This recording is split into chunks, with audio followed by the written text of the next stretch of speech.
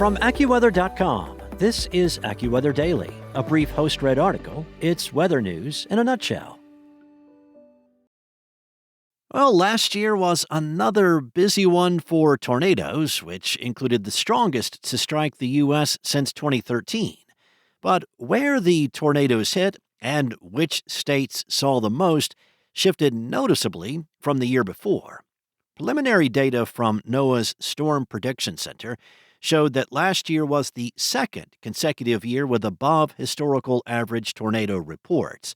A total of 1,558 tornadoes were reported in the U.S. in 2025, compared to 2024's preliminary number of 1,910 and the 15-year historical average of 1,392. Texas led the way with 162 tornado reports, followed by Illinois, Missouri, and Mississippi. Alabama and North Dakota each had 72 twisters last year, finishing in a tie for fifth. 7 of the 48 states in the contiguous U.S. did not have a tornado report, including Connecticut, Maine, New Hampshire, Washington, Rhode Island, Vermont, and West Virginia. Now, because of its size and its location in classic Tornado Alley, Texas typically tops the annual twister list. Other states in the Plains, the Midwest, and the Southeast tend to jockey for the top 5. Compared to 2024, Florida, Iowa, and Nebraska dropped off the list, while Mississippi, Alabama, and North Dakota moved up. Now, this reflected an overall decrease in tornadoes on the East Coast last year versus 2024, and an increase in the South. After a surge in tornado activity across most of the eastern half of the country in 2024, the majority of tornadoes last year unfolded in a narrow strip of land east of the Mississippi River. However, there were a significant number of tornadoes recorded in North Dakota and western Texas. Major tornado outbreaks in June and September helped raise North Dakota's numbers. A total of 68 people were killed by tornadoes last year, compared to 54 in 2024.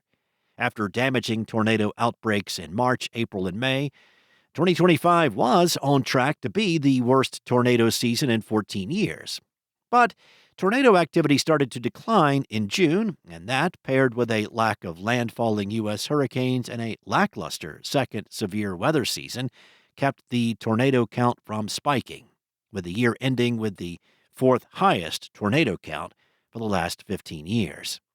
Still, the year had several notable twisters. A 117-mile EF4 tornado tracked through Arkansas and Missouri on March 14th.